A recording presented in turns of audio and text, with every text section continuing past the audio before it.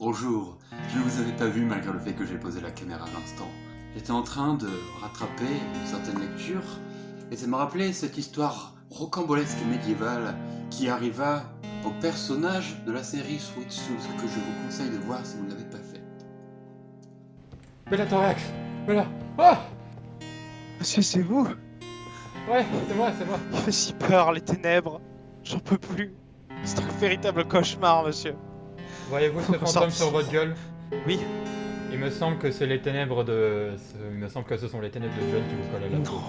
Il faut qu'on l'arrête. Il faut qu'on l'arrête. Qu'est-ce que c'est que cette lumière qui perce les ténèbres de John? Une lumière. Oh, ça change des ténèbres. Enfin. Vous savez ce qu'on dit des lumières? J'ai peur que vous allez faire un truc stupide, mais allez-y. Et quand on parle des lumières, il faut...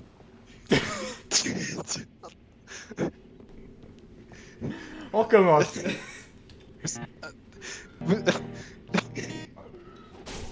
Aïe, les lumières! La lumière, vite! Vite! Bellatoriax, non, qu'a fait le monde? Quelque chose de très rocambolesque leur arriva et ils atterrirent via un portail interdimensionnel dans le royaume de Hyrule. Ce qu'ils ne savaient pas, c'est que Hyrule étaient les initiales In Real Life. Nos héros faisaient désormais partie du monde réel.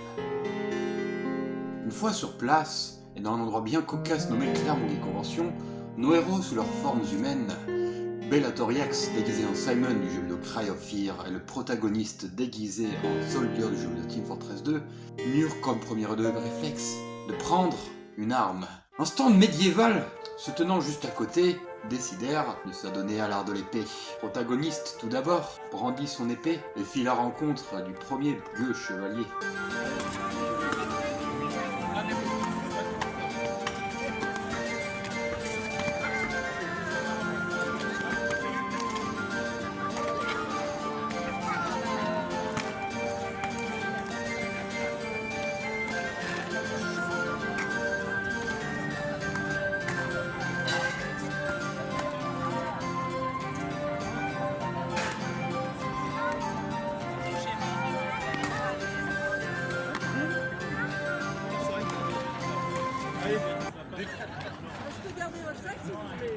Il fit preuve de beaucoup de dextérité, de beaucoup d'agressivité grâce à sa longue épée à deux mains et réussit à tenir tête assez longtemps avec le gueux chevalier, qui comme vous l'avez pu le voir, gagna au cours d'un combat très serré.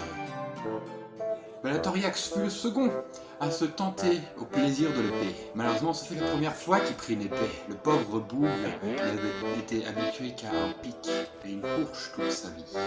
Se débrouillant et apprenant les bases, nous pouvons voir que le chevalier Bellatoriax commençait à prendre de l'aise avec l'épée. Je me suis trompé parce que je me souviens que c'est lui qui s'est battu en premier. On s'en fout.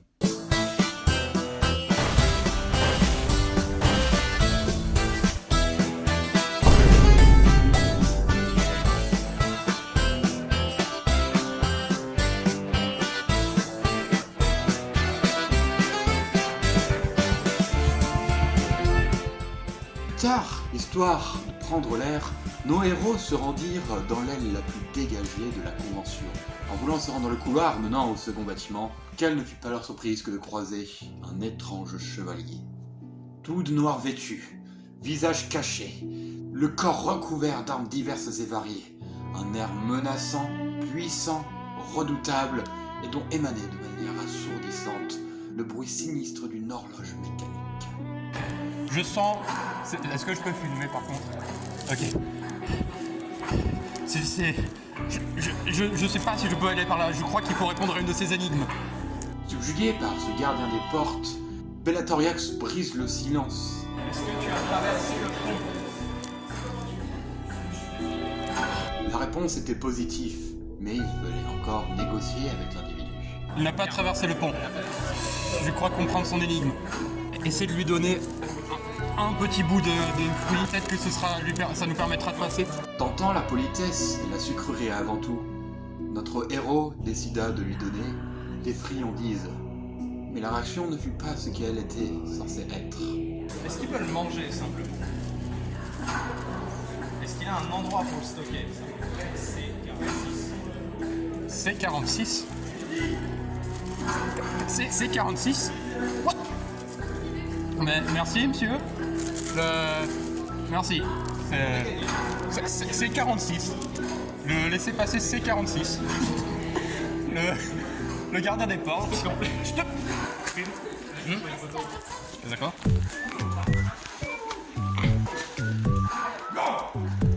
Subjugué par ce mot de passe, cette énigme qui était même pas une énigme en plus. Il nous avait juste donné l'adresse de son stand, mais on était cons. Enfin, subjugués, ils rendirent dans le bâtiment 2 et continuèrent leur journée.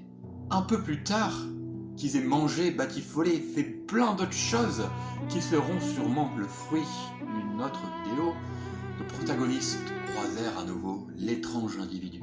D'un pas saccadé, robotique et machinal, il marchait dans les rues. Bellatoriax, en bonne personne n'ayant un être unicellulaire en guise de matière grise, s'adonna au mimétisme de son action, ce à quoi son bon compère l'accompagna. Au bout d'un moment, ces sottises parvint aux oreilles du chevalier qui se retourna et bloqua le passage à nos héros. Subjugués, nos héros décidèrent d'utiliser leur langue plutôt que leur épée pour parlementer et passer de l'autre côté. Ils s'éloignèrent un moment de l'entité pour cuisiner un plan de leur côté. Ils décidèrent de troquer leur unique poêle à frire au gueux chevalier pour pouvoir passer. Mais ce dernier disa, et on ne l'entend pas car le caméraman est trop loin, si elle était composée d'Australium ou non. Bellatoriax, d'un mouvement vif de main, prit une autre poêle composée cette fois-ci d'après les mots du protagoniste dans Australium noir, encore plus rare.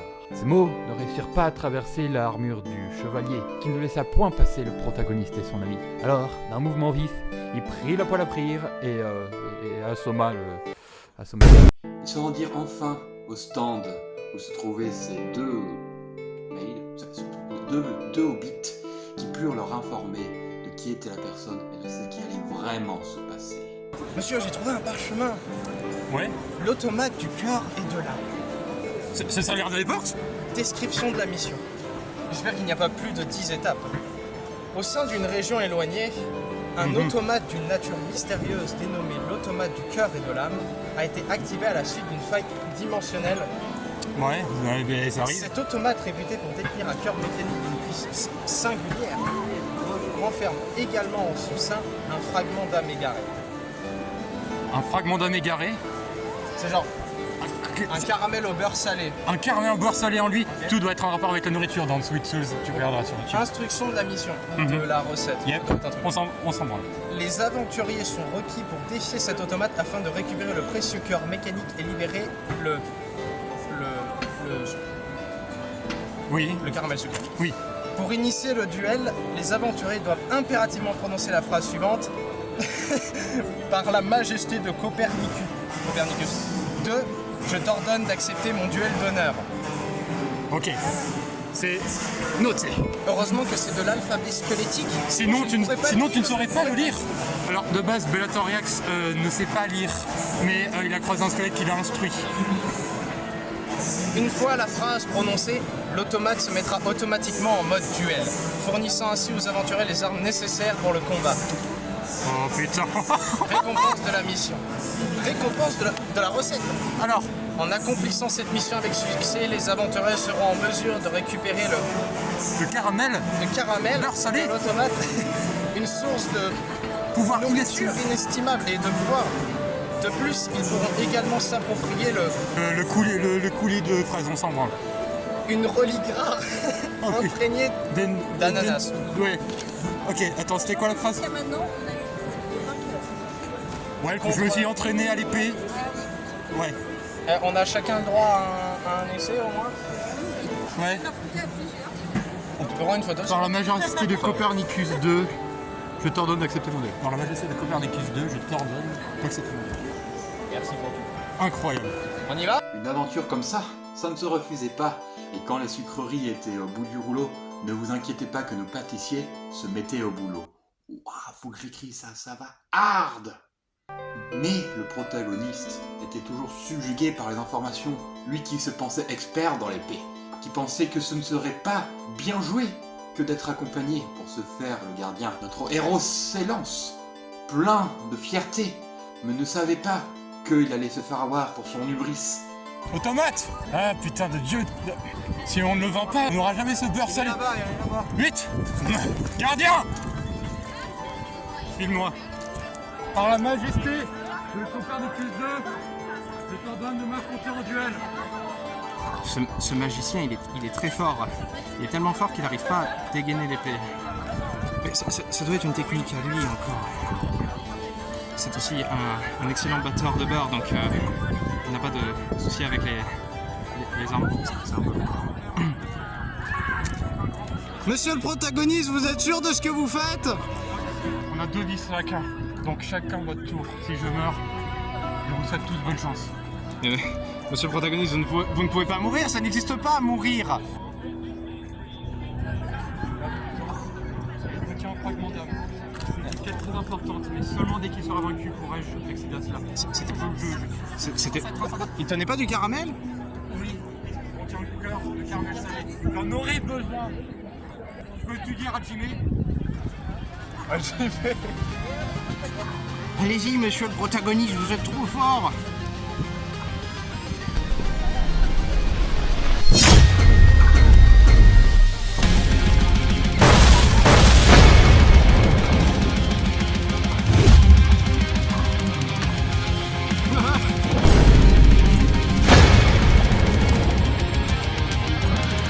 Bien que les mouvements mécaniques et méthodiques de la machine pouvaient faire rire certains, il n'y avait en fait rien de plus terrifiant dans cette situation qu'une personne qui, avec assurance, avançait vers son ennemi sans ne rien faire. Car si quelqu'un fait des mouvements comme ça et tout, voilà, on peut comprendre l'irrationalité de ses coups. Mais quelqu'un qui n'avance en ne faisant rien et qui va faire des coups simples, mais tu ne sais pas lesquels, cela est terrifiant. Prenant en compte que sa posture était parfaite et que son épée de mousse était lourde et longue, même quand le coup fut paré, le héros ne pouvait empêcher de se faire toucher. Malgré des efforts assez notables mais pas suffisants, notre héros tomba et passa la suite à son bras droit, Bellatoriax.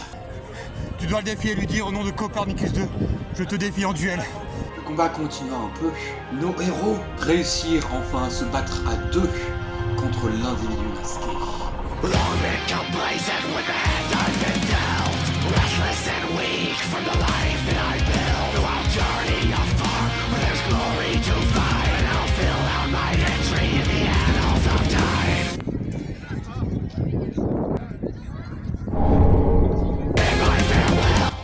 Chacun de leur côté, d'une façon ou d'une autre, une stratégie où quand l'un était focus par l'ennemi, l'autre se jeta sur lui pour le poignarder dans le dos. La créature robuste et rustre et mécanique ne pouvait en avoir que rien à foutre en fait. Et très rapidement, le soldier tombe. Encore nouveau à l'art de l'épée, et seul Bellatoriax panique, il fuit, il gagne du temps. Les armes ne sont pas autorisées. Mais là était la clé. Tandis que le protagoniste était mort, bien que cela ne soit pas possible dans Sweet Souls, il essaya de son mieux. Il s'exclame, il jappe, il demande à quiconque d'aider son ami Bellatoriax. Prenez l'épée. Le mot de passe est le suivant qui disait. En plus, ce qui est drôle, c'est qu'au bout d'un moment, je n'avais pas du tout dit le même mot de passe, le truc sur avec Copernicus 2, bon bref. Bellatoriax, regardez, c'est son arme, c'est comme le boucher des abysses. Vous savez quoi faire. Voyons-vous. Mourrez-le. Regardez, là.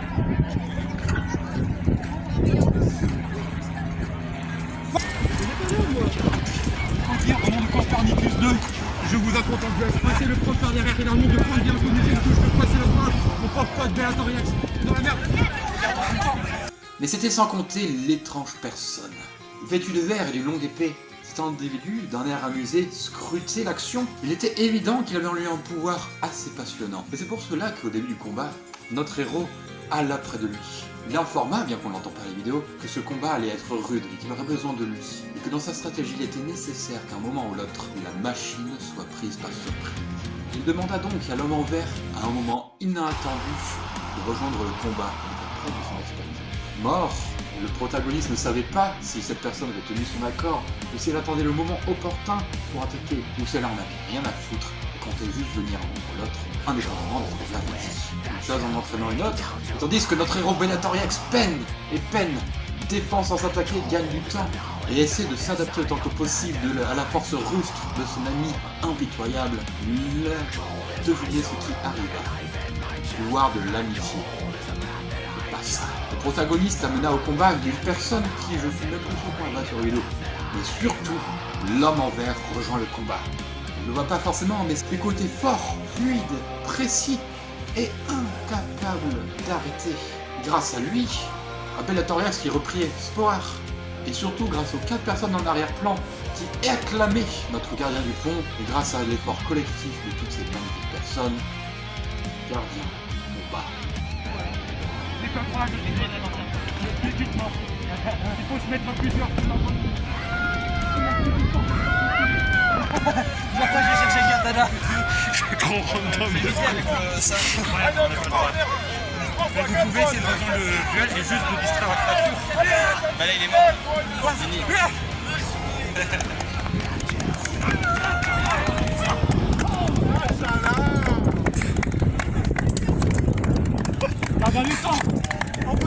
Le mec était en fait hyper sympa, et il nous donna donc l'objet de notre désir, le petit bout de caramel beurre salé, quoi que ce soit, là, on s'en branle. J'ai l'air bleu à cause de l'éclairage. C'est grâce à vous, même si vous n'avez absolument rien fait. Fair enough. Une fois tout obtenu, on ne filma pas, mais pendant de longues minutes, on parla avec cette personne, qui nous parla de son association, de leur projet, et tout cela, ce sera bien évidemment dans la description. Le prisme. Non, oh non, chien. Non. Je crois que c'est un cristaux de sucre très rare. Nous allons faire de grandes choses avec cela, Bellatoriax. On va enfin faire de la cuisine. Yeah. Ouais, la cuisine. Nous allons cuisiner. Faut pas suivre autant d'ailleurs. Il était seul. Et moi, j'ai essayé de demander à ce que des gens m'aident. C'est la première fois que je me bats avec une épée. Tu t'es bien débrouillé. Bellatoriax, montrez-nous le prix. C'est dingue son stuff. C'est une dinguerie. Nous avons un prisme, c'est pas n'importe quel prisme, c'est un prisme violet qui contient l'essence même du sucre. Et si on le mélange avec des Temiflex, nous pourrons enfin cuisiner le pudding des dieux. Bellatoriax, les Temiflex, anti-hérésie, l'âme du caramel beurre salé ou quoi que ce soit. J'y mets un prisme. Un prisme, il faut le laisser macérer durant la nuit. Grâce à son loot des plus mémorables, on retourna auprès des 2 hobbits pour voir quel prix nous avons reçu. Mais monsieur le magicien, Oui, où sommes-nous? et bah c'est à vous de me le dire car c'est vous qui m'avez amené ici, Bellatoriax. Je l'ai fait? Eh bien j'ai oublié. Donc nous allons, à l'aide de C'est ce vrai, caramel, Oui. faire des choses en compréhension. Nous devons découvrir le pouvoir du caramel. Mhm. Nous avons gagné Je le... crois que j'ai un autre truc si je l'ai pas mangé. Non, c'est Qu'est-ce? C'est quoi ce petit cœur? En gros, vous avez moins 5% sur le stand. Tous les stands. On a le temps d'observer vite fait. Ouais, oui, tranquille, t'inquiète pas. Grâce au petit caillou, on nous informa que nous pourrons acheter de meilleurs items pour mieux vaincre l'ennemi la prochaine fois. Et grâce au petit cœur qui, lui par contre, ne sorta point de l'estomac de Bellatoriax, nous furent permis d'avoir une réduction de 5% sur les items du magasin. Je pris donc une petite fiole avec un œil bleu pour représenter la magie. À chaque fois que je la bois, je peux regagner tous mes points de PC et ainsi continuer d'utiliser ma magie. Bellatoriax, lui, avait une gourde sans pupille pour représenter le fait qu'il est une personne saine d'esprit et qu'il n'a pas été encore contaminé par l'horreur de ce monde. Bellatoriax est amour, Bellatoriax est pureté. Et je pense qu'il est maintenant temps de rendre à César ce qu'est à César. Et par César, j'entends Imperium Noir. Maintenant, qu'est-ce que c'est Imperium Noir? C'est un organisme communautaire de la région Auvergne-Rhône-Alpes qui est un petit peu le nerf de la guerre, le fil rouge, les personnes à tout ce qui s'est passé aujourd'hui. On a parlé beaucoup avec eux, qui font beaucoup de choses dans l'événementiel. Si vous êtes intéressé, je mettrai bien évidemment dans la description et à l'écran les liens de leur Facebook, YouTube, Instagram et LinkedIn. Et basiquement, ce qu'ils font, c'est qu'ils travaillent sur l'événementiel. Et ils organisent des choses, des tournages, des concours de cosplay, de l'escrime à ce que je vois. Je regarde actuellement sur leur Facebook ce qu'ils postent et c'est plutôt beau. Et par exemple, à la Clermont Geek Convention 2024, leur but c'était de vendre des produits artisanaux sur le thème de la fantasy, tels que les 2 fioles que vous avez vu l'instant, et c'était d'en faire la promotion à travers un jeu de rôle à échelle humaine. Basiquement ce à quoi moi et Yax avons participé sans le savoir.